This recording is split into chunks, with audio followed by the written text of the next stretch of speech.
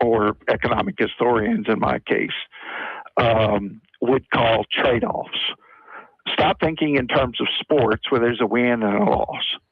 Start thinking in terms of, okay, what am I getting and what am I giving up? And that goes for everything. Yeah. Sure, government money is great for businesses until you realize that the government got the money by taking it from me. And then they subtracted 35% for handling fees, what we call bureaucracy. That's one way of putting it. And then you realize, no, that's exactly what it is. Now, I understand that bureaucrats want their money. I mean, I get that. But is that the best way to do it? Yeah. Is using government power to use eminent domain to take people's property rights away from them so that you can subsidize, so the same government can subsidize their economic development. Remember, a 35%, think of it as a tax on the money taken from you and used for other purposes. If you got to decide what to do with your money, you might decide, hey, this is a good thing. But if you don't, then what exactly gives government the... Yeah. I mean, why? And why do we keep voting for it? That's what I really don't understand. That's a good question. I mean, that's why elections matter. Yeah. They really do. It's why, all the negative advertising between the two Republican Senate candidates is simply going to drive down voter participation. And it's intentional. I haven't heard. It is absolutely intentional. I don't know that I've heard negative ads coming from the Fleming side so much. I mean, definitely from the Letlow side, or at least on behalf of Letlow. Am I wrong in that? So you don't think saying somebody's fiance is vested in carbon capture technology means there's secret money? You don't think that's negative? I mean, that you're referring, what your definition of is. You're referring to the ads that Fleming is running, where he's kind of responding to the Letlow ads. It's true. Yeah. I mean, I don't say he initiated that. I don't. In fact, because they're all done by PACs, I don't know that anybody initiated it, but their names are being used. Well, Fleming actually puts his name on that ad versus the ads that go after Fleming. Letlow's name is not on that. It's a PAC that's doing it, obviously. So, but we had a caller yesterday, and I agree with him. When I hear ads like that, it makes me not want to vote for a person. But that's me. Obviously, they run negative ads because, in theory, they work, or at least that's what I've always been told. They do. They depress turnout. That's exactly what they do. And I think negative ads make you not want to vote for somebody? Yeah. Obviously not president. It makes you not want to vote at all. Obviously not president. I mean, seriously, it makes you not want to vote at all. Well, to your point, I think we'll be lucky to get 20% on June 27th. It won't be that high. Yeah. Which tells me whoever gets, there was a poll that came out this week that they're touting that shows Letlow up by like 15%, but who's to say all those people that they surveyed will even go vote? So it's going to be who gets their vote out, I think, on June 27th. Yeah, but that's the point. You depress the votes of other people and do everything you can to get your people out. Yeah. And so what we've got is exactly what we complained about, a divided America. Maybe a third of America actually decides the direction America goes in. It's not nearly that much. Well, it's kind of like Bill, what was his name? Oh, Darrell Hammond, when he imitated Bill Clinton in like 1996, I guess it would have been. He's like, out of half of the people in America, less than half of you voted. And out of the less than half of you that voted, less than half of you voted for me. Now, that's what I call a mandate. Well, but he's correct. And didn't count voter registration. Yeah. Yeah. So Right. half of the people who are able to vote register to vote, so therefore they cannot vote. So you've got half of half of half. Okay, let's say maybe like 20%-ish or between 20 and 30% decide the fate of America, while 100% of people with money actually do. Well, Wow. Okay. it's to say that just decreases the value of being a citizen. Yeah, I get cynical. Yeah. If you become cynical and say, well, the money's just going to decide. Well, how much money did you get exactly? Well, who creased your palm? I would go back to the time when people threw barbecues and gave away free food and free drink and, let folks decide for themselves. It's the lack of citizen participation that allows negative campaigning to work, that allows the money to work. It simply is. And the whole system is set up to benefit a few. I'm not saying each person is a few, at the expense of the citizens. And so it is up to citizens to decide, are you okay with this? Or will you do something different? Or will we just keep letting the government take our money to give it to somebody else after a 35% cut for, bureaucratic processing fees? Yeah. And I get the harms and cynicism. I 1000% agree, but I think our system is set up, especially on the federal level, to where people with lots of money decide the way politicians vote a majority of the time. Well, that may be so. There are such things as lobbyists, but I don't blame them for that. At least they represent the people who are paying them. There you go.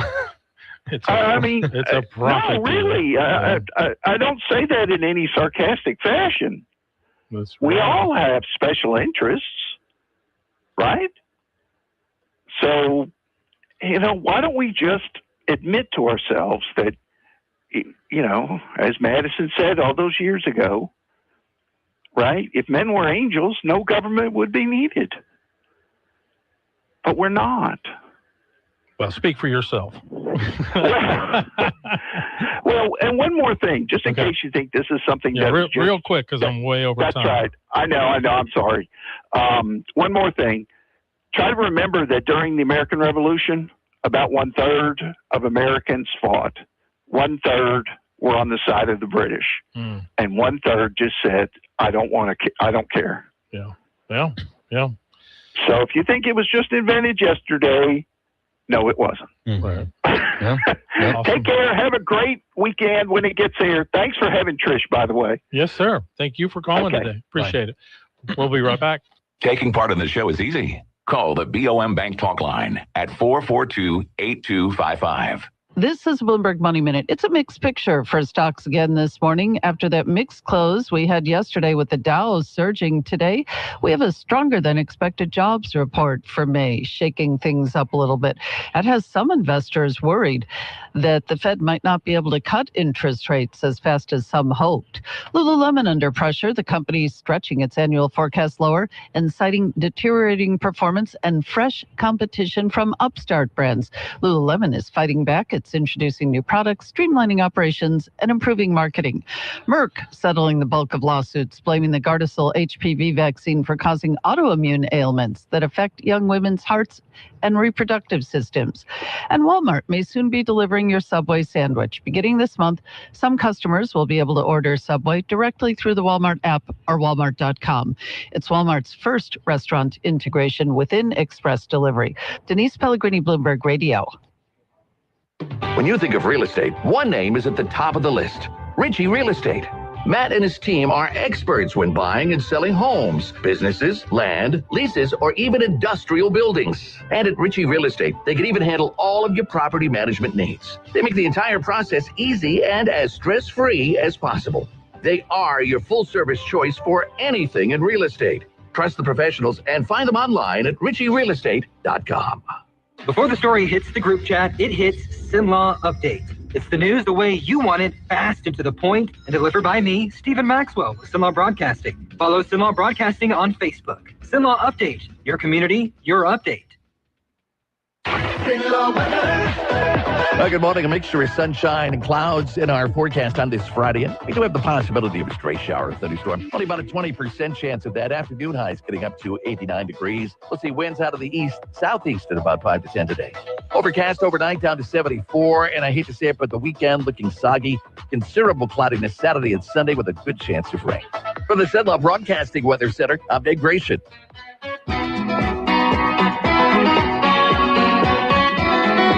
Talk back. To take part in the show, call 442-8255. That's 442-TALK.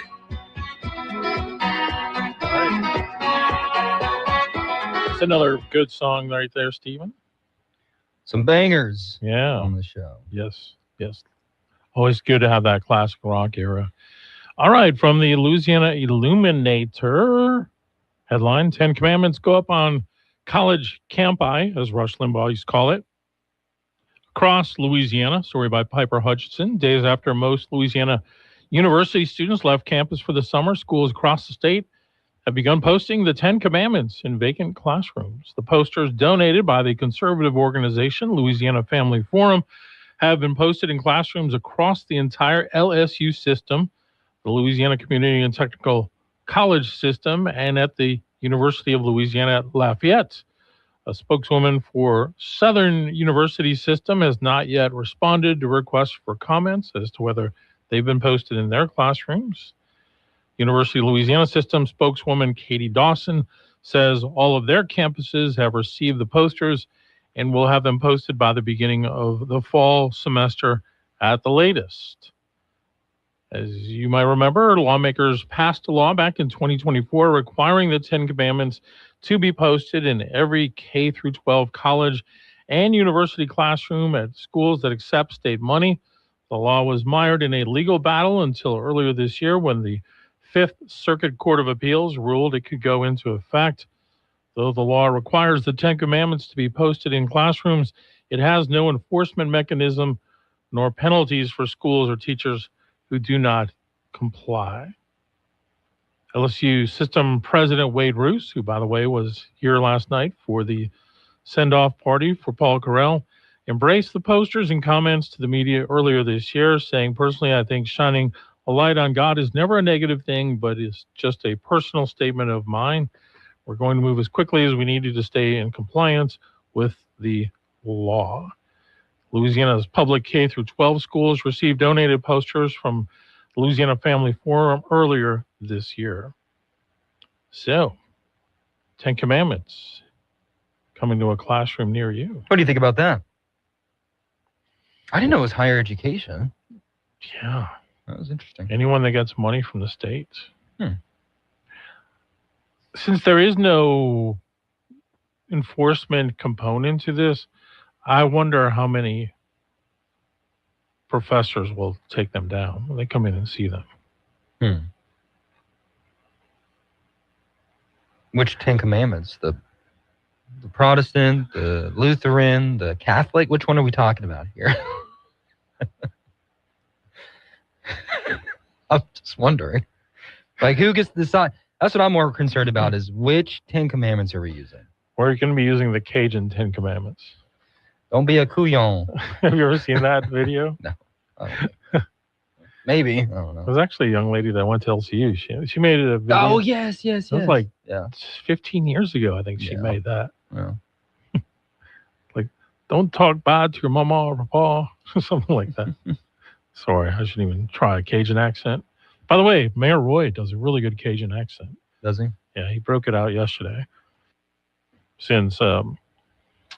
Correll's from Ville Platte, he was kind of imitating the Ville Platte accent. Uh-oh. Yeah. Well, interesting. I mean, we know this is going to happen. I didn't, for some reason, I thought it was just supposed to be, K through 12 schools. So you asked me what I think. I don't know that I like a forced thing like that. I do think it, in terms of being part of our history, yeah. I mean, you used to have the Ten Commandments taught in school and other things. But, we're concerned about things like teaching Ten Commandments in school, but how many people are teaching them to their kids at home? You know what I mean? I don't think teaching is the issue. I think it's the force to have a poster of it. Yeah. Right? Right. Like, I'm not forcing you to have a poster of Columbus's ship There's on the wall, one simple solution. Just go to a Christian school like LCU. Yeah. We got them hanging outside of Gwynn Auditorium. Get that cash money ready. So, I get it. Yeah. I'm a big fan of the Ten Commandments, but forcing public universities or K through 12 schools to put them up, could it be counterproductive? I don't know. Yeah. All right. Well, we got some calls coming in. I have a 1 minute break I got to take right now because we are way behind in our last segment. We'll come back with your calls next. Taking part in the show is easy. Call the BOM Bank Talk line at 442-8255. Hello, I'm Sarah Kramer of Kramer Funeral Home. Funerals don't just signify that a life has ended. They celebrate that a life was lived and loved. At Kramer Funeral Home, we understand the importance of celebrating a life well lived. And since no two people are alike, no two funerals should be alike. We will assist you step by step in creating a meaningful service that honors your loved one's unique life. Let us, the staff at Kramer Funeral Home, be your personal guide. Tired of noisy neighbors? Want to keep pets in and problems out? Sounds like you need a Promo fence. At Promo Fencing and Lawn Care, our fences don't just work, they wow. From classic cedar and pine privacy fences to durable chain link, sleek metal, and aluminum, even decorative fencing. We've got something for every home, yard, or business, big or small, residential or commercial, all with free estimates, expert installs, and small town customer care. Promo Fencing and Lawn Care, fences that feel like home. Now back to Talk Back, 970 AM, 104.9 FM, KSYO. All right. As promised, let's go to the phones. Thanks for waiting. You're on Talk Back. Regarding the Ten Commandments, yes, I think those as a general principle are a good guiding structure for any culture. Maybe you don't agree with the first couple, have no other gods besides me. The things like that, maybe those don't work with your culture, but every other principle there works. And it fosters a civil community, a civil world that we have to live in. Keeping the Sabbath holy include parents taking their kids to church instead of youth baseball tournaments on the weekend? So that's why I say I'm not saying it's perfect, but and there may be some that you don't agree with, but don't murder, don't covet, right? Don't commit adultery. So those are basic things that keep a civil society working for everybody, and most cultures agree with almost all of those things. That's why I say a few of them, it doesn't always. It's not perfect for every culture. Most cultures that I've experienced are pretty well line up with it. If we're at least teaching the kids, hey, watch out for these things, or at least, not necessarily teaching them, but they're on the wall. Kids are going to be reading the runes every year, all day, right? I mean, kids get bored and their minds wander. We've complained that we've taken God and family out of the schools. If we're going to solve the problem, there's got to be some small steps. But my issue with this process is, why would you write a law and there be no enforcement mechanism? Right. Well, because they know it wouldn't be legal. What the hell is the point? Yeah. It's more of a statement. I mean, it's literally just more showboating. Yeah. Right? It's just for theater. Like, why write something and have no teeth behind it? That just doesn't make a whole lot of sense. Fair, very fair point. Very fair point. I like the discussion. What is keeping the Sabbath day holy? If you go to Texas Roadhouse after church, are you breaking the Sabbath because you made someone have to go to work that day? It's a good discussion. I think we should discuss that. I won't argue that. I'm a person. Look, I go to church every Sunday. I participate. I teach a class on Wednesday. I think it's great to have that community, but I'm also not one to tell you, hey, you need to go to church. Because if I don't make it to church, well, my time with God is by myself in the morning, regardless of whether I'm going to church or not. I think that's a relationship you need to have on your own. But, do you go to church every Sunday? I mean, if I have a golf trip planned, to be honest with you, I'm going to skip church to go play golf somewhere that I haven't played before. That's a good and discussion. I don't feel bad about it. That's one advantage of being Catholic, I guess. You can go to Saturday Mass. Hey, yeah, there you go. It's in the Catholic, Jewish you tradition. can go to Saturday Mass. Wow. Yeah, Jewish tradition. I mean, the Jewish day starts when the sun goes down. True. Yeah. But the Sabbath day just means it doesn't mean you go to church. It just means it's a day set aside for God. That's what it's supposed to be. Right, of remembrance and reverence, right, and I guess you say paying your homage. But I think how you get there is a personal decision. If my kid played travel ball and every Sunday we were out of town on Sundays, well, we're out of town on Sundays during the travel ball season. If it's an opportunity for my kid to get somewhere, maybe it's worth it, as long as you're still teaching the principles at home. It's a good discussion. Yeah. All right. Thank you for the call. Man. Appreciate it. Let's take another call. Good morning. You're on Talkback. Yes. With the price of gas, could you tell me why the post office has rerouted a lot of routes and they crisscross each other? And some days you look out and you see 3 different mail trucks in one neighborhood delivering mails on different streets.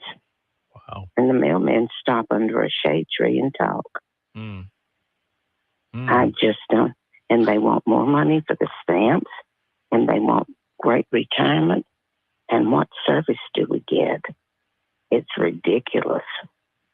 You see some mailmen that are so conscientious, and then they retire, and whoever takes their place, you might have a different mailman every day of the week. I mean, it's crazy. Yeah, there's nothing better than a really good, dependable mailman. That is right. Amen to that. But they've got some now that don't know how to read. They know their numbers, but they don't know how to read. And you will get mail one day with 4 different people's names on the letters. That's crazy. Wow. Yes, it is. But they always want to raise because they can't make it. I don't understand that. And they hire people. I applaud this. Their first priority if they've been in the military. But how far or what did they do while they were in the military? Were they still a private? They increased their rank by nothing. That meant that they were marking time and following orders. Yeah. Have a wonderful weekend. Yes, God ma'am. bless y'all. Thank you. You too. Appreciate it. And one more call before the break. Good morning. You're on Talkback. Stephen, if you don't mind going back a minute, on this June 27th election, now, the first deal, I'm in the no party, and so I filled out that little paperwork and voted.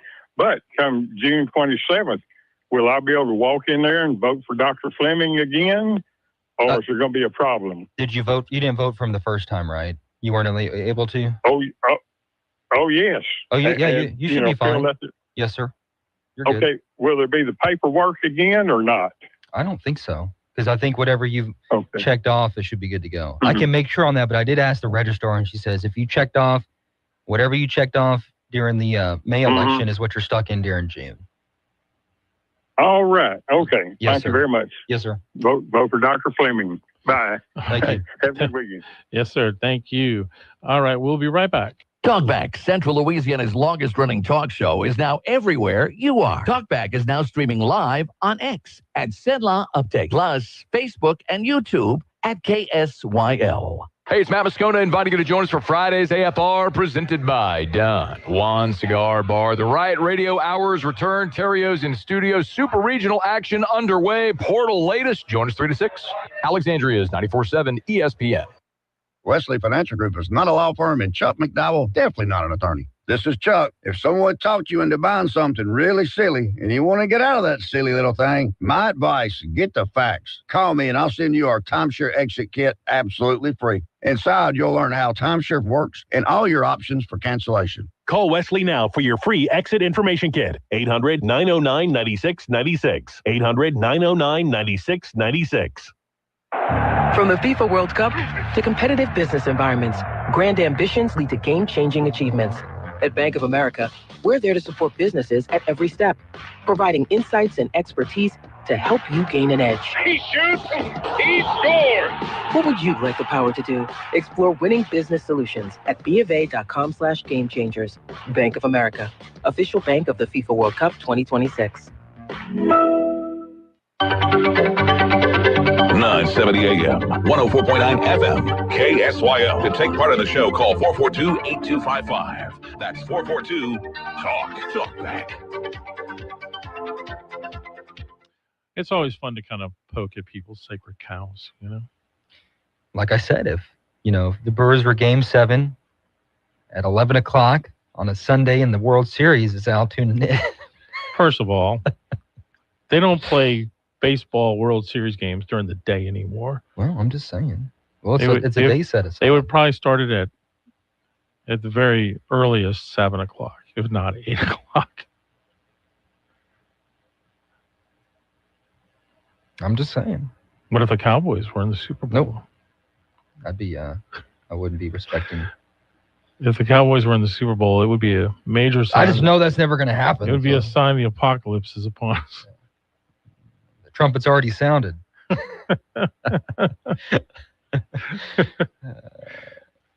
Man.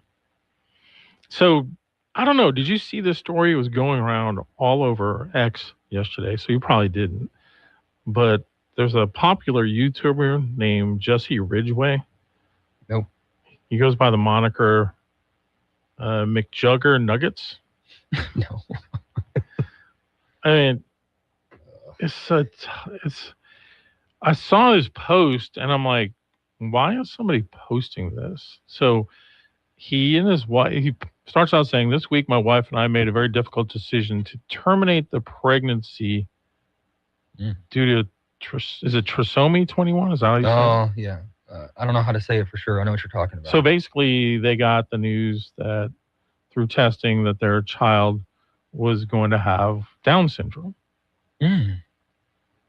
So after consulting, they said, with the doctors and experts, they decided the best thing to do was to terminate the pregnancy. She was 21 weeks. Oh, my gosh. Yeah. And it was a Down syndrome child? Yeah. Oh, my goodness. So he writes, we made a difficult decision. We believe in the long run will be beneficial for our family. Thankfully, we had a choice. Love you guys. Thank you for understanding. And you can imagine the comments.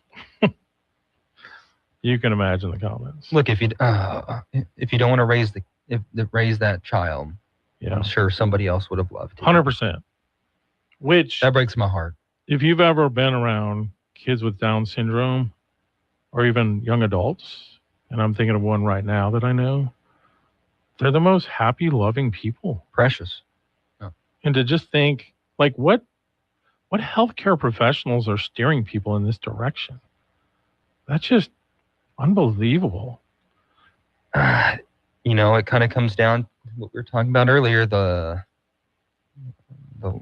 lack of God in some people's lives. Trisomies, I believe. Somebody just texted us.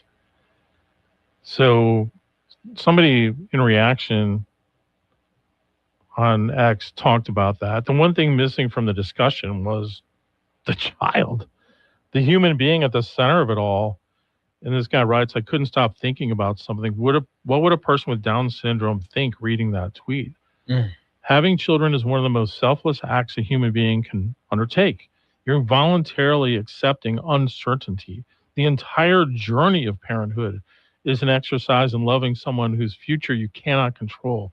That's the deal. But somewhere along the line, we started treating children like consumer products.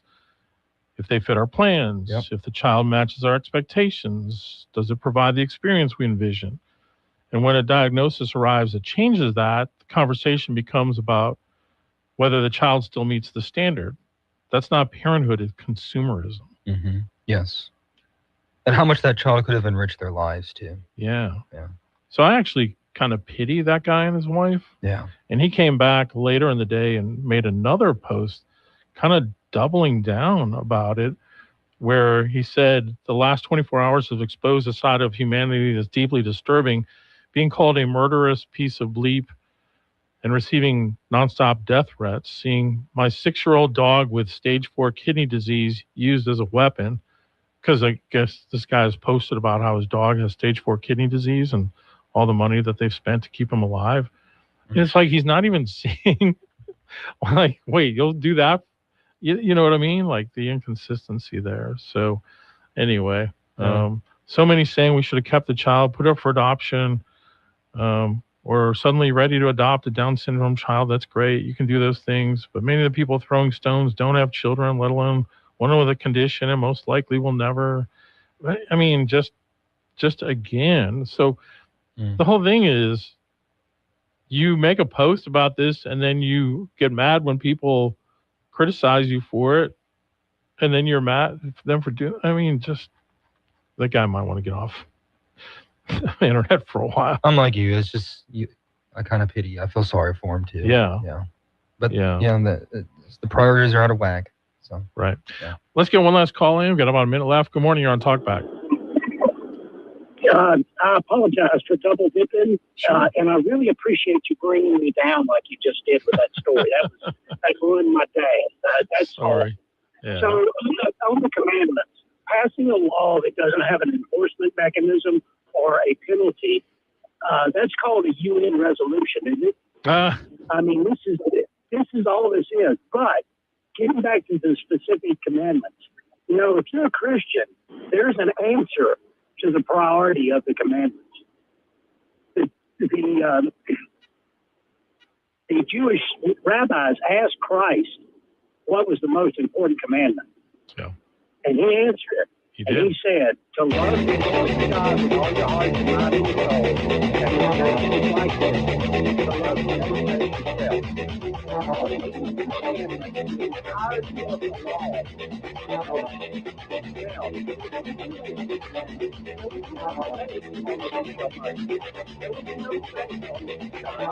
Hey, hate to cut you off, but we're out of time. Thank you so much. Have a good weekend, everyone.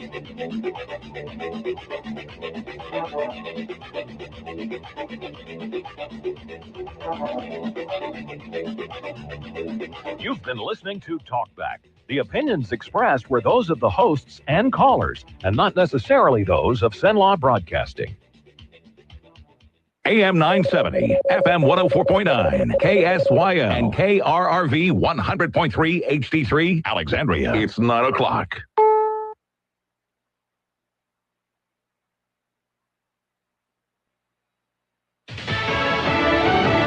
A surge in hiring. I'm Dave Anthony, Fox News. And not just in May. Fox's Janika Sola has the numbers. Job growth